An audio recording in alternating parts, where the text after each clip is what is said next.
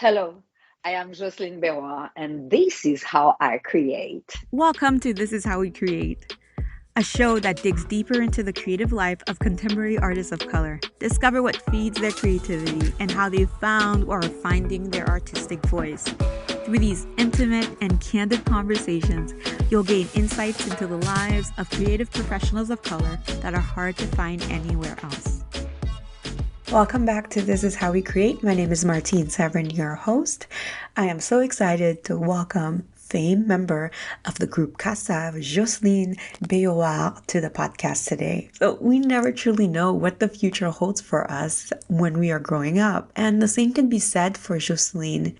Through her childhood, she played the piano, played with her siblings, and simply enjoyed life. She would then move to France, where she pursued a career in medicine and later in fine art, before finding singing or finding music, as she says. Tuck in to hear how Jocelyne navigated more than 30 years as a musician and how she created a career on her own terms and a career that was truly linked to her values. Most recently, Jocelyne wrote her memoir, in French that is, Jocelyne Beroard, Loin de L'amer.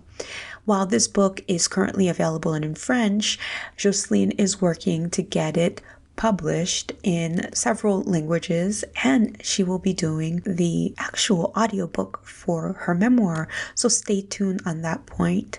In the meantime, please enjoy this conversation with Jocelyne Beroard. Before we get started, here's a quick bio on Jocelyne.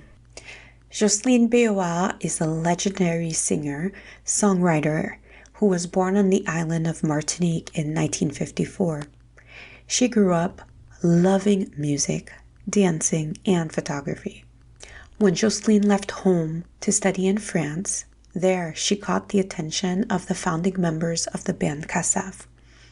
As the band's popularity grew, they created the musical genre known as zouk, one that is steeped in Caribbean musical history. Whether through Kassav or through her solo albums, Jocelyne has been a trailblazer for women artists across the region, inspiring a new generation of artists to follow in her footsteps. Jocelyne's incredible talent and influence has not gone unnoticed.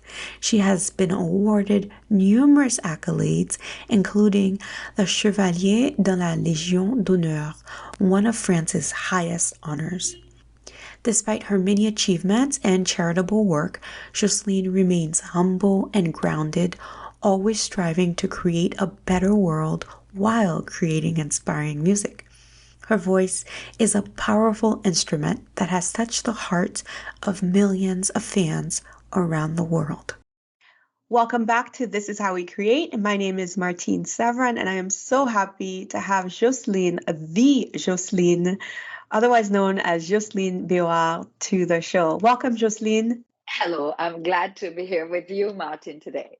Jocelyne, your life, like most people's lives, never turns out exactly how you want it. So you grew up in Martinique, but Yes. then you somehow ended up in Normandy to study pharmacy. You fell in love with music and have had this career in music that has half of the world completely in love with you. But I guess I want to start this conversation by going a little bit back to talk about what you were interested in as a child. Well, as a child, I was interested into many different things. You know, my father wouldn't let us go outside. I mean, with friends and everything, because he was afraid that something would happen to us. We were six children, right? I'm the eldest of the girls. I have two elder brother. They're twins, and I was the third one, right? I was, with my family all the time. And my mother's family is very big, and we were, every event like Easter, Christmas, whatever. that was with the entire family, with the family of my parents. But that was a family thing. When I was young, I wanted to go at a certain time. I wanted to go outside with my friends, but my father would not allow me to go outside. So I had to keep on busy at home. So I used to love anything. And with my parents, the education was you have to go to school, you have to practice sport, and you have to learn music. So I used to learn, classical music on piano. I used to go on sports. So I was doing swimming, and I love that. I love all that. And the last thing, you have to go to church, because if you were not going to church on Sunday morning, you wouldn't be allowed to go to a cinema in the afternoon. So we're going to church because that was part of the education we had.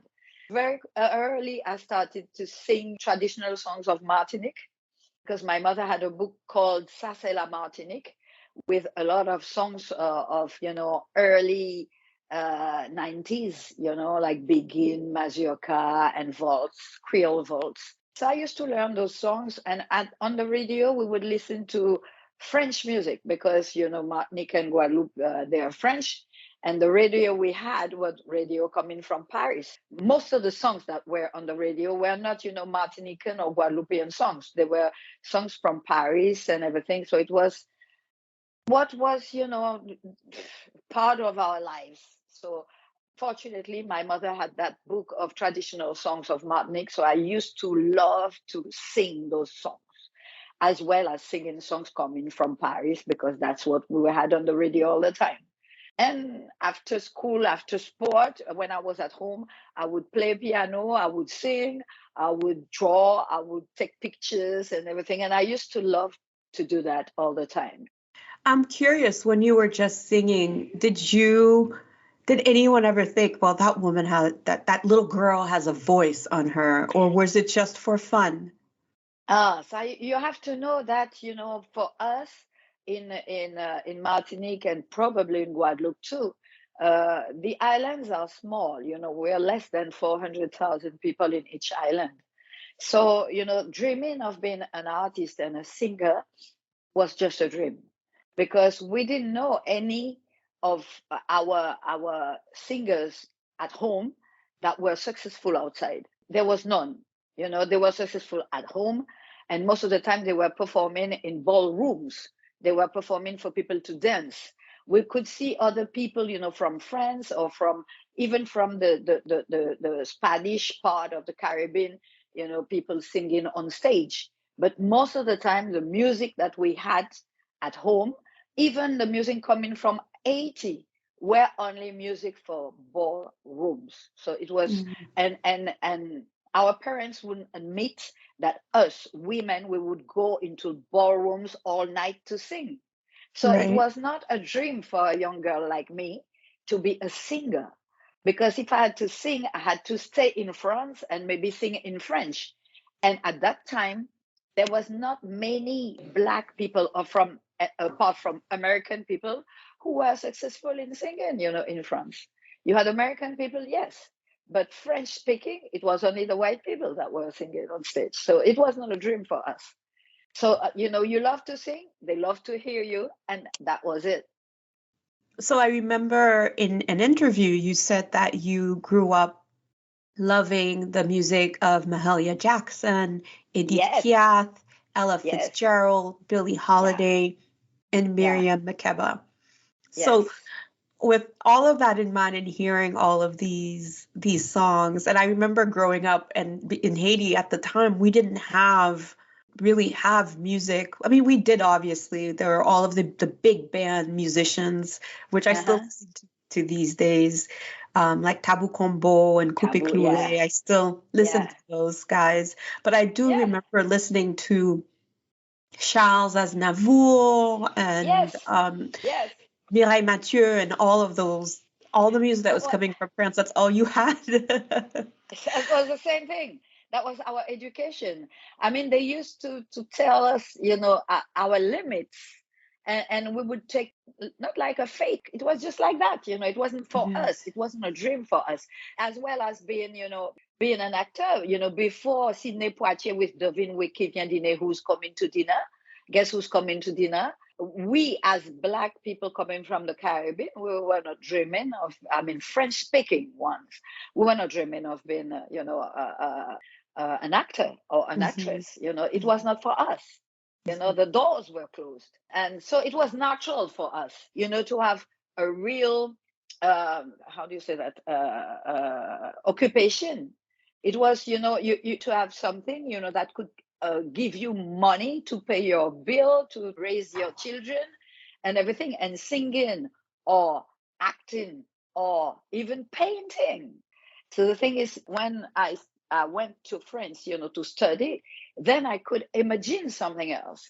I could, because some other people were dreaming like me. We were hoping that this day would come, that we could be successful with what we had, with our culture, with everything. But we had to leave. We had to go somewhere else. Staying in Martinique, you can't be a singer and live from your music. Until now, all the musicians of Martinique, they've got a second employment. I mean, they're doing something else on the side because they can't live just with music. Which is sad, but it is. So you write about how music stole your life. Once you go to Normandy and you're learning. Did you go to Paris or Normandy to learn? I went to Paris after. No. First, in the beginning, I wanted to be. I used to love the human body. What was happening, the liver, the heart, everything, and I wanted to know how this machine could work. So I wanted first to be to be a doctor and make research, right? But when I heard about everything, all the years of learning and everything, so I was a little bit lazy in a way.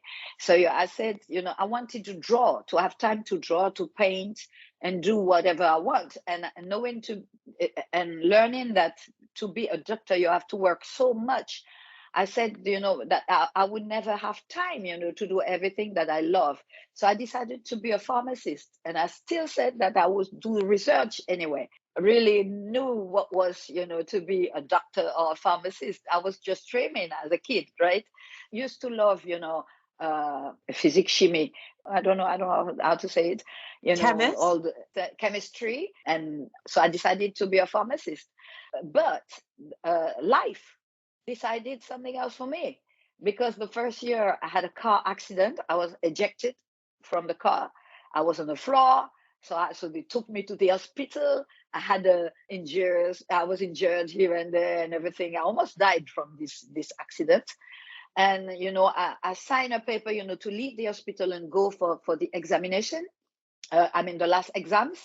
And I fell on the table, of course. So I couldn't pass the exam.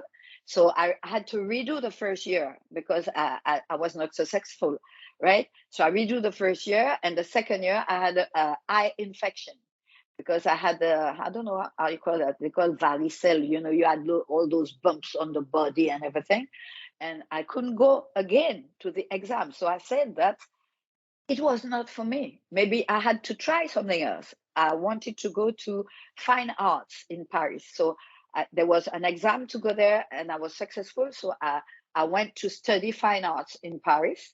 And there in Paris, I met my brother, Michel, who was a musician. He was playing with many other people. And they were looking for a woman to do background singing.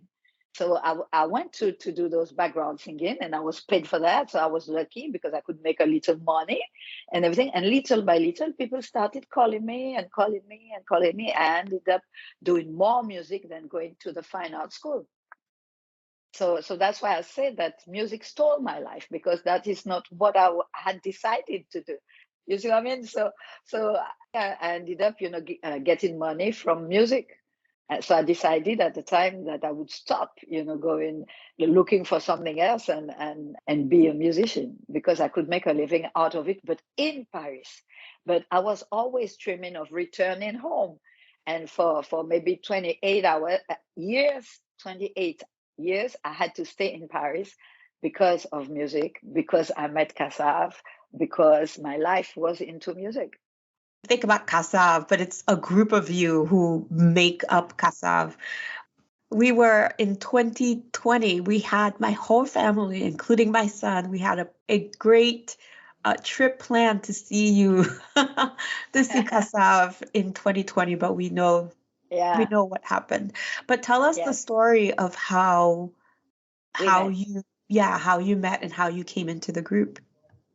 Well, the thing is, I was singing with many different people, and there was this guy who was a piano player who was using me all the time, to play in for shows and everything. And I was singing behind, big stars as a background singer and everything.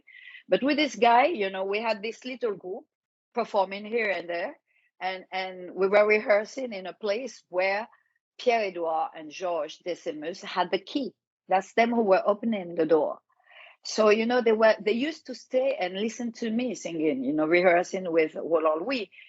And at the same time, that was in 1980. So at the same time, they were looking for Caribbean people who could come into the dream that they had, which was creating a group called Kassav. So they had the first album in 1979, but it was not a group already. There were only 3 people out of it. There was Pierre-Edouard Decimus, who had the idea, Georges Decimus, who was the brother, and Jacob Desvarieux, that they met in France. And so Jacob was a very good guitar player, and he was bringing something new into the music. So they decided to use him. So they were, the 3 of them were, Kassav, so the so-called Kassav, which was not a group at that time. So for the second album, they called me, to do the background singing. And then they wanted me again, but I was already touring with other people, big stars of France, did background singing again. The one who was singing, Travailler, c'est trop dur, et voler, c'est pas bon. He's from, my memory is short. He was from Louisiana. So he was singing in some kind of Creole of Louisiana and everything, and sometimes broken French and stuff like that. So I was singing with him. So I couldn't go with them. So in 1983, then I was free, and they called me, to go on tour with them. And from that moment, I never left them, because I loved what they were doing. I loved the music that they were offering to the people, and I wanted to be part of it. But in the very beginning, I was a background singer. But because we had, to do shows all the time and everything, and they knew that I could sing like solo, and there was not a lot of women singing in Martinique and Guadeloupe, so they wanted to use me in front, like a real solo singer. So they asked me little by little, to sing that song. And the very first song I sang on stage with them was Soleil, who was in the beginning sung by a man. Soleil is a song. The original Soleil song is sung by a man, and they asked me to do it, so I learned it and I did it on stage. The guy who was singing that was never part of Kassav. He was singing for Kassav, but he was not part of Kassav. So I took the Soleil song for me, and then they asked me to sing a second song, which was Momentala, that was in 1984. I did that song. It was not a big hit, but I had 2 songs on stage that I could do, as a soloist, right? And little by little, I ended up, having more and more songs. And 1986, I had my very first solo album with Kassav. Okay, so let's talk about you discovering your voice, though. Because you go from wanting to become a painter. Yes. Yeah. And then you start doing these, backing these artists up. Can you tell me how you tuned your instrument and really found your voice? Because you have a very distinct voice. Can you tell us how that happened? Well, I think that because I used to love all these people, we talk about like Edith Piaf, Mahalia Jackson. They're different, but there's one thing. They have one thing in common.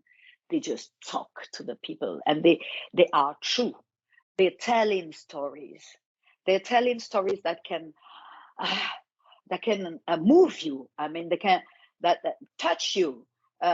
You can even cry on certain stories, listening to them, because they're really true. I mean, Miriam Makeba, which one?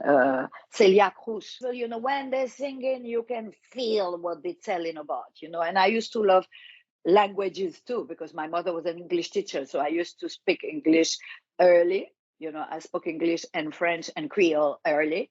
So I could understand what they were talking about. And I learned Spanish too at school. So I could understand what Celia Cruz was talking about. So I could feel what the emotion that they were giving to the people. So I was trying to keep to learn how to have the same strength, in singing, like you have to tell about the emotion that the words are carrying. So that was one thing. And one of the groups I was performing with, in the very beginning of my career, they would tell me that I had to go to learn to breathe, to use my voice correctly, because in the very beginning, when we were having too many shows, I used to lose my voice because I didn't know how to use it properly. So I had to learn how to use my belly, how to use my throat, the technique of singing. So, I learned a little, during my entire life, I had maybe 4 or 5 different teachers, because I always needed, to have something more here, something more. And I still have things to learn, because when you sing, you take bad habits. And to get rid of those bad habits, you have to go again on singing courses. You understand what I mean? Classes. I can't. That's so hard for me. I know that you just said it, so it must be true. But I suppose that's the thing. You have your art, and if you stop learning, you stop growing. And if you stop growing, exactly. you stop your success. Exactly. So the thing is, I had to learn all the time, and I'm still learning today. You see? So the thing is, it was just like, when I was singing, the people had to believe in what I'm singing about, right? And when I was young, I was my auntie, not so long ago, in an interview, she used to say that I was a comedian when I was small. I used to play all the time. I used to have a lot of. I wanted to disguise all the time. I'm always playing a role. You see what I mean? So the thing is, that was my nature. It was, I was a comedian, and I ended up, playing in movies too, in my career. That was the thing, when you saying something, they have to believe in what you are saying. So you cannot say anything anyway. If I'm telling you, oh, I'm happy today, I'm so happy, you won't believe it, but I'm saying, I'm happy. you trust me. You see what I mean? So it's just that, having, the feeling that you have, the emotion that you have to show to the people. You have to put that in your singing. You have to put that in your words. You have to be true. That's all.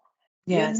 It's not having a beautiful voice that people say, oh yeah, she can go high, she can go down, she got a nice sound and everything. I used not to love my voice, the sound of my voice. You didn't. How come? Because I wish I had another voice, a bigger voice. I don't know. We always want to have something else that we don't have. I always dreamt of having another voice, but I ended up, loving my voice, because people were touched with what I was saying to them. So I said, maybe you don't need another voice. Maybe this one is what is good for you. That's, so I'm trying to preserve it. That's all. The emotion I was carrying. Jacob used to say that. Jacob used to say, when she tells you that you have to lock the door, you can see the door being locked. He was saying, so I said, okay, so if I have this talent, it's good. The thing is, I know that every time you have to work on it, you have to not to believe that you have everything, always have something to learn. That is so true. Yes. When I think about you, when I see your career and I listen to your discography, and I listen to, sometimes when I'm cooking, I have you on and I'm listening and dancing and watching your videos, your music videos. The one thing to what you just said are always the emotions that come across. And I know that you've acted.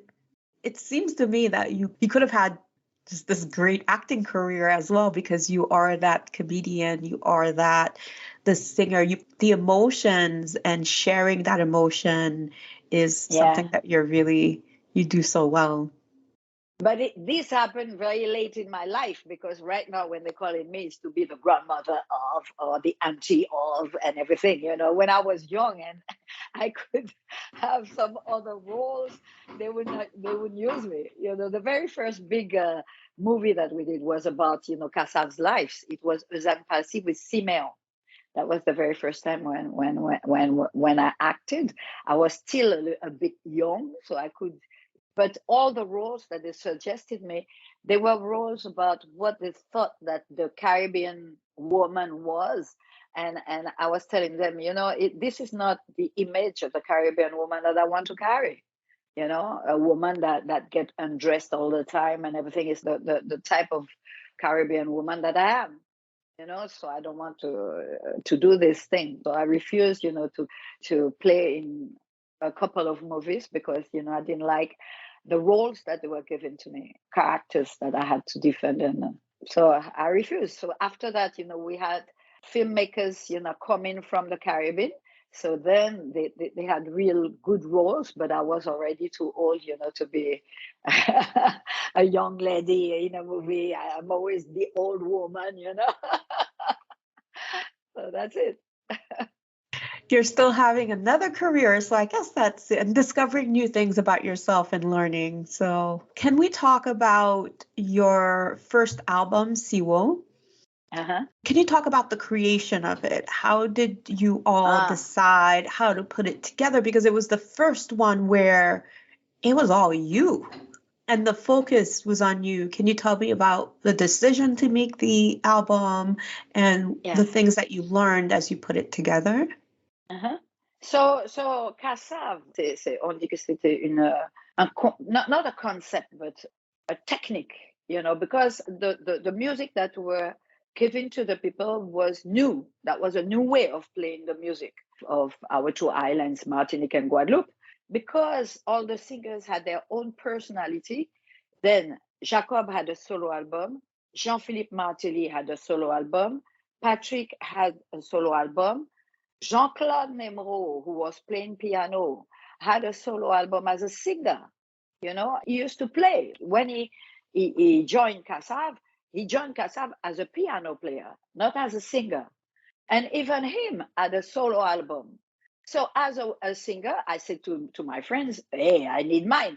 You see what I mean? So they took time, because at that time, at home, women didn't have big albums. They had, like a single song for carnival period or whatever, but you didn't have that many LPs of women, because they were not selling much.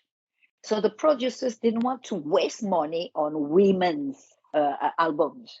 So they had to convince the producer that he should do mine, because some other producer would come to get me, because after doing Soleil on stage, Momentala, which was the very first song I recorded with Kassav, I did first Mauvais Jour, was a big hit. Mauvais Jour, this one, and Pas Besoin Parler, who was a big hit also. Jacob told the producer, if you don't want her to leave us with another producer, you better do hers. So he said, okay. But he was afraid, because it was a CD of a woman, So everyone, they put all the energy on the songs, they all gave me great songs. So this album was a big hit, was a big success. And then all the girls from the Caribbean, French Caribbean, Martinique and Guadeloupe, started to do album too. Zouk Machine, the year after. Zouk Machine, yes. Yeah, Zouk Machine, no, same year with me. Zouk Machine before me. They did one. And then Tanya Saint-Val had her album at the same time with me. Yes. At the same time. So it's because, I had those big hits before. Then the women said, we can make it too. There's a place for us. And they started singing too, started to be successful. And for a certain time, people were waiting on women's CDs, to be out, to know which one was the best. So you have those people, like Zouk Machine, Tanya Savel, Edith Lefel, Jocelyne Beroard, and many others after coming. So women started to be in front. But before, women were laid back. Before me, you had three girls in Martinique who had an album. Who they were called Diffé. That was the group Diffé with three women, but it was just in Martinique. They hardly heard them, in Guadeloupe, and I'm not sure that in Haiti they heard about them. They didn't go far. I don't know You them. see? Yeah, no. Mm. So the thing is, women's career in music started with Kassav bringing the women in front. All these are around the same period of time. That was 86 that women started really to be recognized as singers, because we were not only playing in ballroom, but we were doing shows. We were going on stage. We Well, were what doing a stage time. appearance. Yes, that's it. That's on 86 that women started, to be really there on stage with the men. So your father is a dentist, and you mentioned that your mother's a teacher. What did your Yeah. family think about this career that you were having? The thing is, when they learned that I was singing, I was already into the business.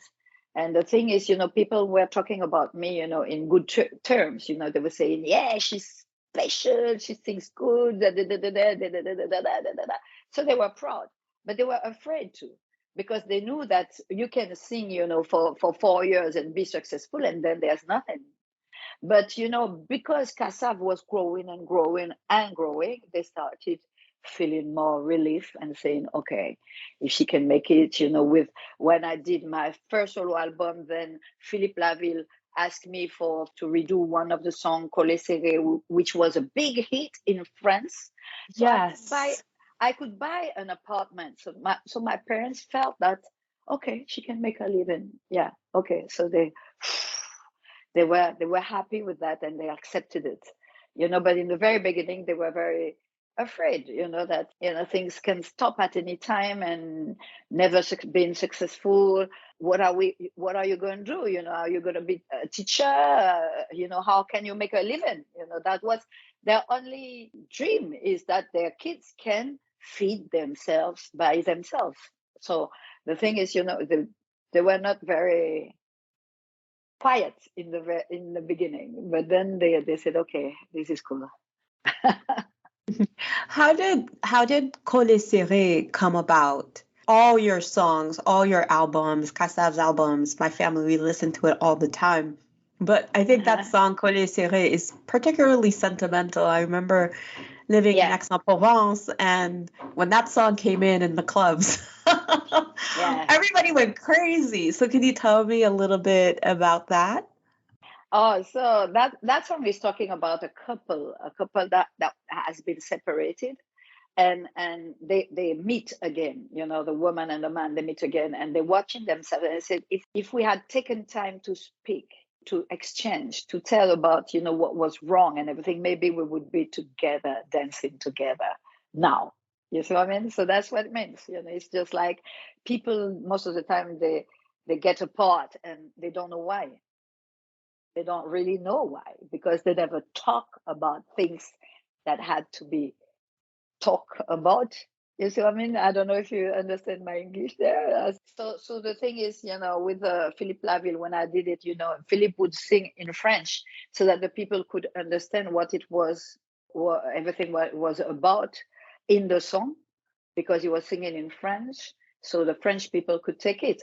And they started, learning a bit about Creole. They used to use the word coller serré, saying being together.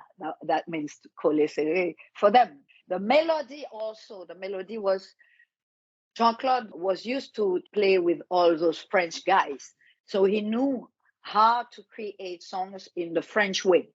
You see what I mean? So it was a zouk song, but with the French way of writing songs, which is different with what Jean-Philippe Martelly or Patrick Satella would create. They had a different way of singing because they were more like Caribbean. They had a Caribbean way of writing songs. Jean-Claude had a more Frenchy way. I mean, that song is such a hit, and I'm assuming too, Yeah. it, as you mentioned, it helped to have that bridge to bring over all of the fans, because a few of the Kassav live albums. But man, Uh-huh. if you ever watch the videos, Yeah. those stadiums, Yeah, it those was crazy. stadiums are filled with people of all different colors and Yeah, backgrounds. And true. so, True. but we're talking about years of working hard to build that audience. No, that's wonderful. Yeah, Um, and Kassav, to tell you something, Kassav is somehow, an example of this world, because even in the group, we had, people from the bases are Martinican and Guadeloupean, but you also had a Cameroon guy, which is African. You had a North African guy playing, the horn. You had people from France playing the trumpets and stuff, from north and south of France. You had people from all over. That group was already cosmopolitan, even if the base is Martinican and Guadeloupean. When you were good and we wanted to use you, you were part of the group. There was no problem for us. So it was, as I said, like Kassav is a real example of living together, having people from, different countries. When we speak Creole with Kassav, we don't speak a pure Martinican Creole. Our Creole is Martinican, is Guadeloupean. And even if, we want to use an Asian Creole, we can use it. We have no problem with that. We are not limited. You see, it's just like you have to know that this world is rich of so many different things, that everything can inspire you. You don't have to just wrap into your own thing. You have to know who you are. You have to know what is your heritage. You have to know where you come from. You have to know your history. You have to carry to the people, your culture and everything. But this culture that you offer to the other people is today, because of internet, because of everything, somehow we are inspired by people from all over the world. If something is good, you can just take it, not to do exactly the way it was given by the people, but use it with your culture, turn it to be yours. You see what I mean? And that's the thing. So that's why, I hate when people are just staying just with, it's just their own thing. That's their own thing. This world is too beautiful. There's too many things, to learn from this world. And I learned that with Kassav, and I learned that before with my parents, because I had the chance. I have to say that I was very lucky when I was a kid, having my two parents, and my parents who were, they wanted to know about the world, and they had the chance that they could travel. So they made us travel with them when we were young. So we learned to respect the other, respect the difference, and accept that the other one can do something good. It's not only you who can do something good. mhm. Everyone can do good. Well, Yeah. Jocelyne, this has been so much fun. Your book, Jocelyne Beroard, Loin de L'amer, it's about your life. And Uh-huh. while people can order it from France, Yeah. when we talked earlier, you did mention that you're working on get it translated. I can't Yes, wait to get yes. it myself. I ordered it, and hopefully it will come soon.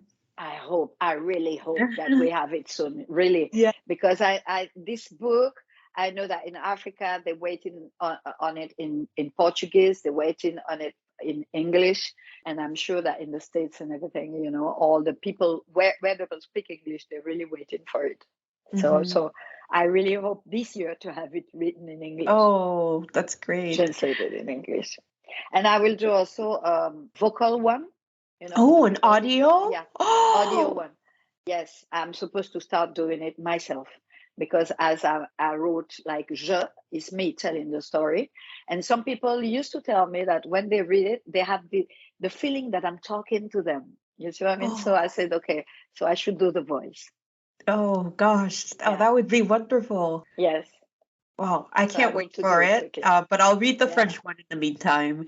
Thank you Yes. so much for joining us. This is amazing. You've made my month, my week, my day. Glad to hear that. So I have to say something. I make an announce. Sure. Kassav is going to be back on stage mid-May. We're starting with St. Lucia. We met a young guitar player who's been learning with Jacob, and he knows the sound of Jacob. One day I was not watching. I thought, they were playing a live concert, and it was him playing. And I'm so glad. So we're gonna have a little Jacob on stage. Oh, that's wonderful. He doesn't have the voice. He doesn't have the voice. That for the voice. Who could that voice? But he's got the guitar. The guitar. We already have the guitar, so it's good. Oh, thank you for joining us. Thank you.